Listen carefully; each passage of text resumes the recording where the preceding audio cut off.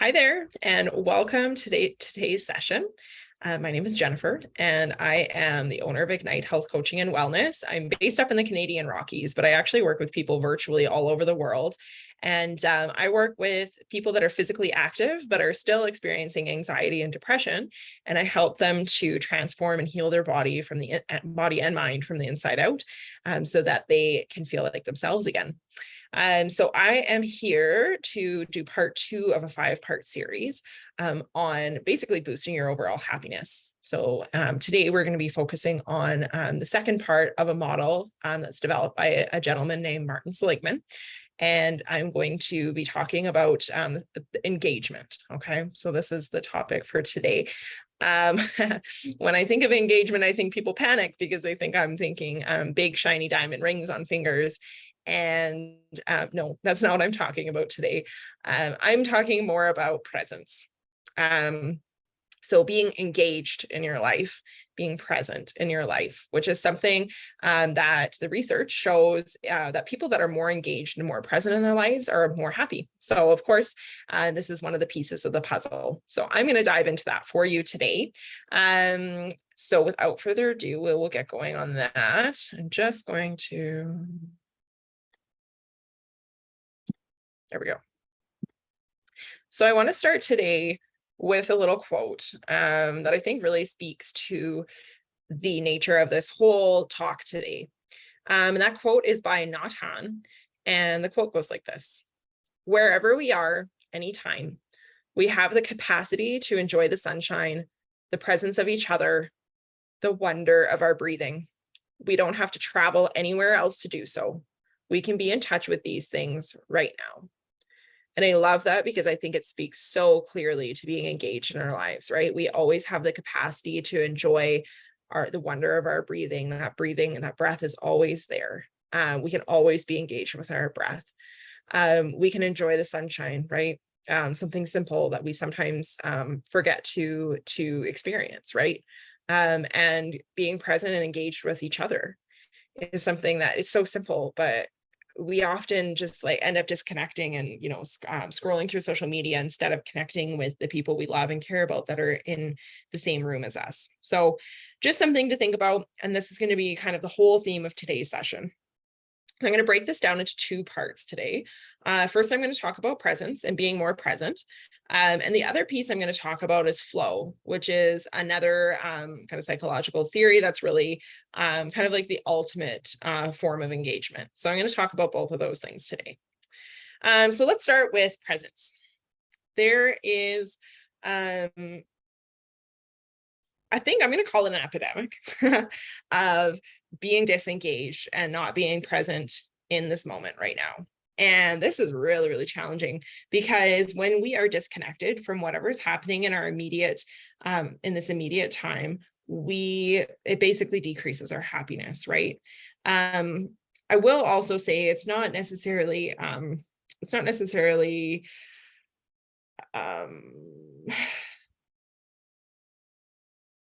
I will also say that it's not necessarily realistic to be engaged all the time. So we want to do our best to be present as much as we possibly can, but are we going to be 100% engaged all the time? No, and that's okay. We do have to think into the future to be able to plan things. We do need to reflect on the past so that we can grow and develop, but as much as we can, being present is important, okay? We do live in a society, I think, that really emphasizes or tries to pull us out of being present, right? We've got things like our cell phones constantly dinging at us. We've got email notifications coming through all the time. In some ways, we're more connected than ever, but also more disconnected than ever. Things like social media, right? We feel like we're connecting with people by just endlessly scrolling, but we're not actually.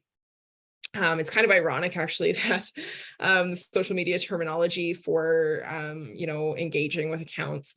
Yeah, engaging with accounts is engagement, right? Like that's a social media term that's used. How much engagement are you getting? Just because you're engaging with others on social media doesn't mean that it's a quality connection and that it's not, that it's one that's going to boost your overall happiness. So, yeah, technology definitely takes us out of being present and being in this moment. So I'd like you to think about just for a second, like when when do you pull out your cell phone? When do you use that? Because oftentimes it's in moments that we're uncomfortable, right? Or that boredom, right? Boredom is uncomfortable. So we tend to get sucked into our technology at times when we don't want to experience what's happening in our present moment. And these moments are so important, right? It's so important to recognize what is making us uncomfortable right now. What are we avoiding, right? Because if we don't figure these things out, then we are not actually fully engaging in our experience. So it's human nature to seek pleasure and avoid pain, right? So even just the fact that you're listening to this right now, you want to boost your happiness, right? So that's a goal. And there's nothing wrong with that. That is the human condition. But we use technology to avoid pain. And so we numb ourselves or we disconnect with what's happening because it's uncomfortable. So take notice. Like, I don't know what your experience is. I mean, I know I see a lot of people and personally experience like the moment that there's like an empty space in time. So for example, like standing in line at the grocery store, or if you're at dinner with a friend and your friend goes to the bathroom and now there's this space. That's when we choose to use technology, right? To kind of numb ourselves, because those experiences we've now learned that they're uncomfortable. So we don't want to do that as much as possible. Anyways, we want to try to connect with our surroundings as much as possible. So one of the things I'll challenge you to do, I mean, first of all, notice that discomfort that comes up of like, whoa, there's empty space. I'm going to use my phone. But sit with that and then get engaged in the moment. So see how that goes for you. And of course, I would love to hear more about this. So, feel free to send me a message or to leave a comment or whatever with whatever your experience is. But yeah, something to try out. The other thing that gets us really disconnected and not present is just autopilot. Running on autopilot, I think it's really common, and it's not a bad thing all the time, right? So the reason that we have routine, the reason that our brain loves routine is because it's efficient, right? If we had to think about every single thing that we did all day, every day, we would be absolutely exhausted, right? We don't need to, if we had to think about how we walk, the exact muscles that need to contract, exactly how you need to move your leg, where your foot needs to go, we would be exhausted. We can't do this all the time. So that's where habits and routine come into place, is that your brain is constantly trying to figure out ways for things to be efficient. The trouble is that there's certain things that should be efficient and should be, routine movements or routine habits, like walking, for example. But there's also a lot of things that we're doing in our lives that we could be engaged in, that would actually bring us joy to be engaged in, but instead we're actually disconnected and move through on autopilot. So a few classic examples here. So driving, right? We really disconnect when we're driving. We're listening to the radio, we're listening to a podcast, we're in our heads thinking about our to-do list. And before you know it, you arrive at the place you've gone and you have no idea what happened. I'm not the only person that does this. Sometimes you're like, oh my God, I really hope I didn't run a red light. These types of things happen. So, do we have to be engaged for 100% of our drive? No, but it would be pretty helpful if we would take some time to actually get engaged in the things that we're doing. Showering is another one. I love this example because there's so much opportunity to be connected while we have a shower, but we choose not to. And also somewhere at some point in my life, and I still think about this all the time, is I read like about getting engaged in the shower, but also like, who are you allowing into the shower with you? And would you allow them in there in real life? Which is like kind of an uncomfortable thought. It's like, oh, you're thinking about your boss in the shower. How much would you appreciate if they were actually standing in the shower with you? I sure hope not. That would be weird, right? So if you are not going to let them into your shower in real life, then why would you let them into the shower mentally? So instead of doing that, you can get engaged in that moment by engaging your senses, right? You can feel what your hair feels like on your hands, but also what your hands feel like on your head. You can smell everything. You can feel the water flowing over you. You can feel the suds on the bubbles on your body, these types of things, right? There's so many things that you can get engaged while you're standing in the shower. So being engaged, and I think especially being present, is not about adding things to your life, right? It's not about like doing something different. It's about just getting connected with the things that you're already doing. And instead of doing them on autopilot, taking the time to just experience them. And that experience in and of itself is shown to boost happiness by a significant level. So if you don't have time, and I hear this all the time from people, is, oh, I don't have time to do these things. You have time to be engaged because you are doing things every single day. And there's an opportunity there to get out of your head and get into the moment. So if you learn anything from these sessions, try to get engaged, right? Okay. So that's really important. Something I want you to think about in this topic of engagement, I guess, is, and just, I guess, on that note of the things you're already doing, what's something that you actually do pretty well every day, or maybe every single day, that you can actually get all your senses engaged in? And when I'm talking about sensory engagement, like, this is probably the easiest way to do it and to be in the present moment, is experiencing your senses, right? Get all 5 senses engaged as much as you possibly can. So I would love it even if you had your journal handy, or if you've got a notebook or a sticky note or anything, like, write that down. What is something that you're doing already every single day that you could be more present? You could be more engaged. You could get your senses engaged. And I gave you some ideas already, but see if there's something else that maybe resonates with you. And I would love to hear maybe what your thoughts are. Feel free to throw something into the comments if that's something that resonates with you, or if you want to share. So the other piece I promised I would talk about today is flow. And this is one of my favorite things. I love flow. I think it's just the coolest thing. What is a flow experience? So flow experience, and I think most people have had this at some point in their life, but it's that feeling of, like, you know, when you get so engaged in something that you completely lose track of time, and you just, like, all of a sudden it's like, whoa, you just, like, it's almost like you just, like, emerge from this experience, but you were, like, in the zone, right? That's a lot of the way that a lot of people explain it. They were so in the zone. These experiences are super, super critical to experiencing happiness. And obviously they have some level of engagement, right? So in order for something to be a flow experience, we need to lose track of time is one of the things. We don't feel self-conscious. So we're not thinking about or comparing. We're just, like, doing it, right? And then the other piece of that is that we're totally, completely involved or engrossed in the activity. So these are some, like, the 3 conditions that need to be kind of in place in order for us, in order for something to be defined as a flow experience. But how on earth do we actually get there, right? So there's kind of three things to think about. Having goals and feedback is really important. So when you think about a flow experience, maybe that you've had in the past, or an in the zone experience, there was probably some sort of a goal, something you were trying to achieve. There's probably steps along the way that you completed. So that's feedback, right? In order to get to this goal. So, like, sports, for example, are a really common place that people get flow experiences, because they're trying to, you know, say, win the game, or I don't know, get the ball in the basket, or as a good Canadian, get the puck in the net, right? So there's a set of things that you have to do to be able to accomplish that task. And as you do them, it's almost like a mental checkbox. So you're getting feedback. And then if it doesn't work, then you that's also feedback, and then you're able to tweak, right? So having this constant feedback is really important. And that's why sports are such a great place for people to experience flow. That's not the only place. So fear not. If you're not an athletic person, that's totally fine. There's other things that you can do. But it's really thinking about how you can set a goal and get feedback along the way.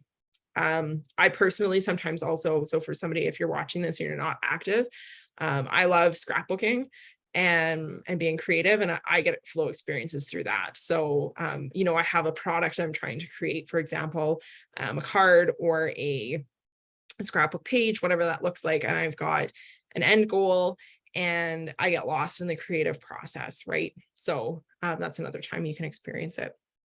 The other thing that's really important here is balancing skill and challenge. So you want to be just, like, on the brink of that, pushing that comfort zone just a little bit, right? If you push too far, then, and the task is too challenging for the amount of skill you have, you're going to have to be way too focused on, like, like, you have to think too much about the steps, right? You're going to be self-conscious because you're going to be too engaged and thinking about, like, the actual movements or whatever. You're not just, like, experiencing it. There's nothing wrong with that, but it's just that that's not going to put you in a flow experience. The opposite of that is that if you have too much skill and not enough challenge, then you're bored, right? So you're not going to have a flow experience when you're feeling boredom, because boredom is boring, right? So you're not engaged at that point, and you're looking for a way out when you're feeling bored. So making sure that you're able to, as your skill level increases, that you increase your challenge, and that you are able to put yourself in places that do challenge you. The other piece here is that you need full presence. And I know I just talked about presence, but presence and focus, right? No distractions. So when you are doing whatever this task is that you are trying to get a flow experience in, or that you maybe have experienced flow in, it's because you weren't distracted by anything. You didn't have your cell phone dinging off at you in the background every 2 seconds. You didn't have people bothering you. So if you're really keen on having flow experiences, having a distraction-free environment is super, super important. And I know a lot of people panic when they hear this, because they're like, oh my gosh, like I have kids at home, or I've got roommates, or I've got all these things that distract me. I need to be connected to my phone for work, whatever that looks like. I guarantee that you can find a little bit of time to have that distraction free. Does that have to be every day? No. I mean, awesome, fantastic if it could be, but like, even if it's once a month, like for 15 minutes, I think most people can find that kind of a space where they can be distraction free, and able to fully engage in something. So see what you can do with that. A couple of things to note about flow. I mean, obviously it's a really incredible experience. It's really important for happiness. But when we're like striving to be in flow all the time, it's not going to work, right? Because that's not the goal. The goal needs to be doing the task, right? So we can't expect that we're going to live in a flow experience all the time. These are really micro moments, actually. Like there's like sometimes even seconds to minutes that you're going to stay in a flow experience. Some people have longer, right? Some people get really big flow experiences, and that's fantastic. But the expectation doesn't need to be that high. You can benefit from having these short experiences, and you don't, and then also just not getting stressed about seeking them, and not getting stressed if you don't experience it.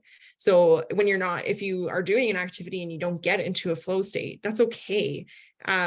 You're probably present, right? So presence is important, and flow is just another level of that. So just something to think about for yourself, is that it's totally okay if you don't get fully into a flow state. So just a couple of things to think about, ways that you can get engaged in your life. One other suggestion I have, I talked about most of these already. So obviously I have to summarize, I guess, engaging in your routine tasks, right? Not functioning on autopilot, finding those things that you do most days or every single day that you can just get your senses engaged. Tune into your breath, right? Like these things, getting more engaged. Savoring those really small moments. So this is taking a chance to like fully immerse yourself in things like your morning cup of coffee, right? Eating. I love food and drinks are just a really good way to do this, but like becoming more engaged in your meals and really tasting them and feeling them and these types of smelling them, right? Really good sensory experiences. Slowing down in nature. So something that I mean, most people value getting out in nature to some extent, whether that's just like a walk in the park or exercising outside or whatever that looks like for you. But instead of just like walking being the task, you can also just really try to get in touch with your surroundings. So something that I do here with myself is I play a little bit of a game and I try to find all of the colors of the rainbow in order while I'm moving through my environment. So, and no cheating, you can't find, say, yellow before you find red just because you see something yellow. You have to find them in order. So this gets me really looking visually into my environment, and I typically notice things I would never seen before. It's especially fun in the winter because it feels like everything is white, but you would not believe how much color there actually is in the winter. And just like realizing that makes me so much happier. So something to think about. Slow down when you're in nature. And then last but not least, and like I said, this is just a kind of a topic review here, but disconnect from your technology. Create space for yourself to shut off notifications, shut the thing right off if you can, turn off the TV, and just like don't disconnect, completely disconnect. That could be 5 minutes a day. That could be, one afternoon a week or a month, whatever that looks like. Whatever you can fit is going to be better than nothing, because getting engaged in your life in general, not being distracted, not functioning on autopilot, those are the things that actually make you happy. So doing these things consistently, being engaged, this is super key. So thank you so much for being here today. If you have any questions or anything, feel free to shoot something into the comments and I can get back to you there. You can always head over to my Instagram, somewhere that if you want to message me or talk a little bit more, you're welcome to go over there. My handle is @Ignite Health Coaching. And I love to hear from people. So get in touch. And I hope that this really helps you in boosting your happiness and getting more engaged in your life. So thank you so much for being here and take care.